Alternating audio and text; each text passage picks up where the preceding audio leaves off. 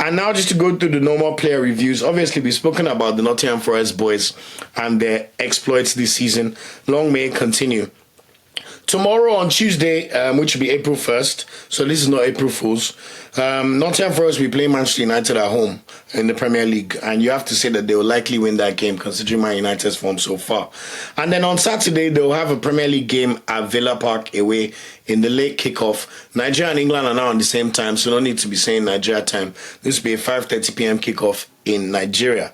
As for the Fulham boys, commiserations about their 3-0 loss to Crystal Palace. They got absolutely battered. They started the game well. The first 25 minutes, they were even the better side. But this is why you need individual quality in your team, because Ebereze picked up the ball, scored a wonderful goal to make it 1-0, and all of a sudden the game was broken. He then got the ball and assisted Ismaila Sarr just before halftime. Next thing you know, it's 2-0. And then Bassey made a mistake towards the end of the game, which allowed Nketiah, just in terms of stepping up and providing an offside line. Next, Eddie Nketiah was able to run through and make it 3-0 for Crystal Palace. So Crystal Palace will be going to Wembley, where they'll be playing Aston Villa. Anyway, the Fulham boys don't have too many days to lay in misery. They do play Arsenal tomorrow at the Emirates Stadium, 7:45 p.m. kickoff. And to be fair to Fulham, they've been one of Arsenal's bogey teams in the past few seasons. Last year, I don't believe we beat them in our 2 games against them. And this season, yet again, we had that late goal by Bukayo Saka cancelled, where we thought we were going to win the game 2-1, but of course we drew there again. So this is a very, very tricky tie for Arsenal. So let's see how it goes. And then Fulham, after playing Arsenal, will then play Liverpool at home at Craven Cottage on Sunday. I know where I'd rather Fulham do well in, considering my allegiances. Hopefully they can help us more, because the title is done. I'll just be the deluded Arsenal fan. But anyway, I hope Fulham can play well against Liverpool on Sunday. As for Wilfred Ndidi and Leicester, they will be in action against Manchester City away on Wednesday, 7:45 p.m. kickoff. And then they play Newcastle at home on Monday. So very, very tough fixtures, and it looks likely that they're doomed. In fact, right now, I'll say Leicester are the worst team in the Premier League. On recent form, they're atrocious. Like, honestly, they stink. And as for the Southampton boys as well, they'll be in action against Crystal Palace at home on Wednesday, and then they play Tottenham away on Sunday. Let's see how this game goes. We know Southampton will probably lose both games, but if there's been any bright spots for their season, I'll say it's Polonwachu. I haven't watched the Premier League preview show, and I've forgotten the journalist. He was talking about how Polonwachu plays well enough that he knows he can be a rotational striker for a Premier League team, regardless of what happens at Southampton. And his performances definitely show that so far. So hopefully Onuachu can continue to build his reputation by playing well in these upcoming games. And whatever will be at the end of the season. So that's it in terms of the Premier League. Other FA Cup results to be aware of: Aston Villa thrashed Preston 3-0. Marcus Rashford scored his first 2 goals for Aston Villa. And then Man City came from 1 goal down to beat Bournemouth 2-1 away. Erling Haaland scored the first goal before going off injured, and then Omar Mamouche scored quite a good second goal to wrap up the win for Manchester City. Now, Premier League fixtures, as I said, we've got a bumper game of Premier League action starting from tomorrow. So tomorrow we have a total of 3 games to watch. Wolverhampton hosts West Ham at the Molineux Stadium, 7:45 p.m. kickoff. Arsenal hosts Fulham at the Emirates Stadium, 7:45 p.m. kickoff. And then we see Nottingham Forest host Manchester United at the City Ground, 8 p.m. kickoff. On Wednesday, we will then see a further 6 fixtures. Southampton hosts Crystal Palace, which I already mentioned.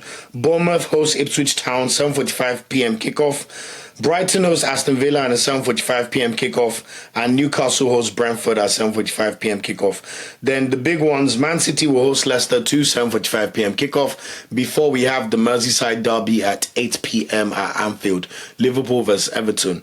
It looks like Liverpool will thrash them, but you never know. Weirder things have happened before. And then we have a sole fixture on Thursday, which is basically 2 struggling clubs, you could say. Chelsea's top 4 hopes seem to be dwindling with every game, but they'll be hoping to rectify that at Stamford Bridge on Thursday as they host Tottenham Hotspur, who are basically done for the season apart from the Europa League campaign. So look out for those games.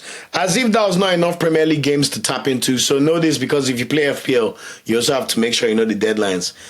After that Thursday game, we only have 1 day of Premier League break, Friday. We're not complaining. Let's watch all the ball. And then on Saturday, Very, very quickly, in the early lunchtime kickoff, 12:30, Everton hosts Arsenal at Goodison Park. So looking forward to that game for my boys. And then we've got a total of 3 p.m. fixtures on Saturday. Ipswich Town hosts Wolverhampton, Crystal Palace hosts Brighton, and West Ham host Bournemouth at 3 p.m. kickoff. And then the late game kickoff on Saturday will be Aston Villa taking on Nottingham Forest at Villa Park. On Sunday, we'll have a further 4 fixtures for everybody to watch. 3 will be at 4. 3 of them will be at 2 p.m., which includes Tottenham hosting Southampton at the Tottenham Hotspur Stadium, Brentford hosting Chelsea, and Fulham hosting Liverpool at Craven Cottage. And then we've got a big blockbuster game, irrespective of their form.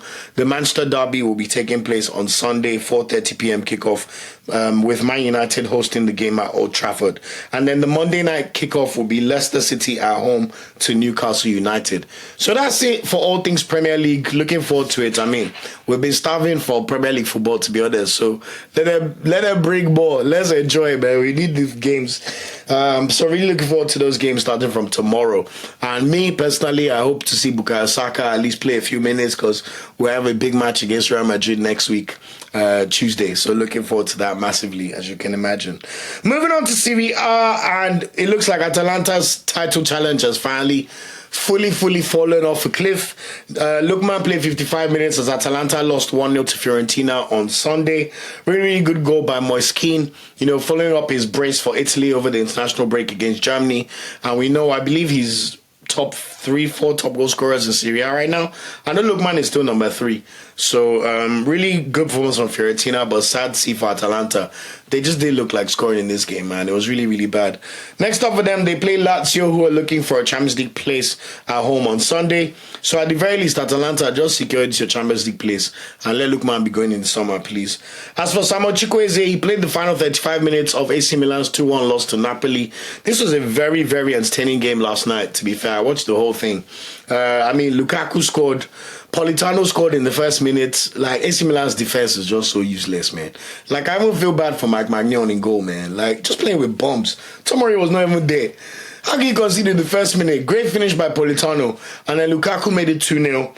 And then we saw them pull one back. I think it was Jimenez. They also missed the penalty. That's how bad Milan were. And then all of a sudden, in the last 15 minutes, AC Milan remembered that they're AC Milan and started playing really, really good football. But it was a bit too little, too late.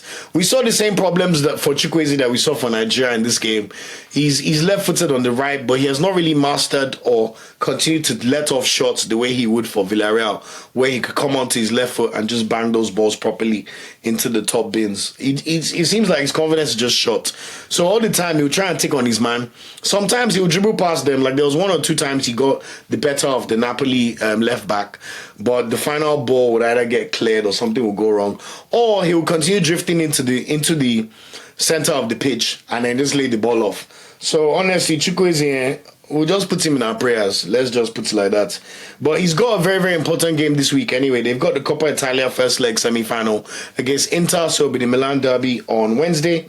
And then they play Fiorentina at home in the league on Saturday. So hopefully Sergio Conceição could give Chukwueze a few starting belts here and there, considering how the other players are faltering, and he would improve in his games. Fisara Delebashi's Lazio played Torino later today. It is currently 6:27 p.m. So that game kicks off at 7:45 p.m.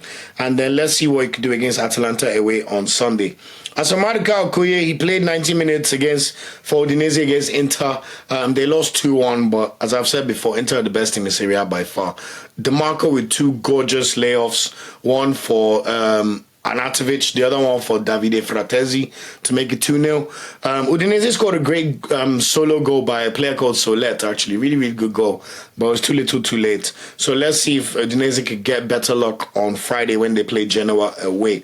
Moving on to the Bundesliga, I already mentioned that Victor Boniface scored the second goal for Leverkusen as they beat Bochum 3-1 on Friday. Vantella did not play this game. Next up for them, they also play in the DFB Pokal tomorrow.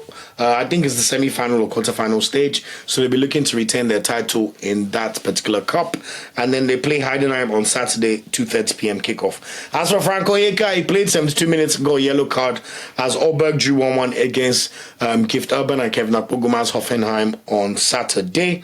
Next up for Aalborg, now that their clean sheet streak is wiped off, they've got the unenviable task of playing Bayern Munich at home on Friday, 7:30 p.m. kickoff. However, Aalborg are unbeaten in their last 11 Bundesliga games, so I'm sure Boniface and Teller would have spoken to Oyeka to ask for a nice little favor that please, Ejo, we're trying to see if we can retain our Bundesliga titles. Is there anything you can do for us? So let's see how that game goes. And as for the Hoffenheim boys, Giftaban did play 60 minutes in this game. Akpoguma was left on the bench as an unused sub. So let's see if they could have better luck on Saturday when they play Leipzig away. Speaking of Leipzig, they just sacked their manager Marco Rosa after 2.5 years because their form has been horrible. And they put up a Hall of Shame Champions League campaign. So you can't really be mad at their fans for the way they must be feeling about certain things this season. So yeah, look out for that. In La Liga, Omar Sadiq played 75 minutes as Valencia beat Mallorca 1-0. Fantastic result for Valencia. They're now all the way up to 15th, and they've got a bit of a breathing room from the relegation zone. Fantastic to see. Their next game is not easy, though. They go to the Bernabeu to play Real Madrid on Saturday. So let's see if Omar Sadiq can start that game and even write his name into the folklore. It would be nice if he could just dent their confidence slightly before they play Arsenal. So Omar Sadiq, Ejo, I have one favor for you. As for Cristiano Uche, he was suspended for Getafe's 2-1 loss to Villarreal on Sunday, but the good news is he should be back in the squad for the next game against Real Valladolid away on Sunday. As for Chidera Ejike and Ako Adams for Sevilla, both players came off the bench to play 14 minutes and Ako Adams played 24 minutes respectively as Sevilla lost the Seville derby 2-1 to Real Betis yesterday. Good performance by Real Betis. Fantastic through ball from Isco, which played Cucho Hernandez in to score the goal to make it 1-0. Real Betis just seem to be doing really well, and they're still in with a chance of making the Champions League, especially if that 5th spot becomes available for the La Liga contingent. Next up for them, they play Atletico Madrid at home on Sunday, so look out for that game. And then moving on to League One in the last of the top 5 leagues, Ileni Kena was on the bench for Monaco in their 2-1 win over Nice. Let's see if he gets some minutes on Saturday when they play Stade Brestois away, 6 p.m. kickoff. I've already spoken about Moses Simon's exploits for Nantes. Let's see if they have some better luck on Friday when they play Nice away.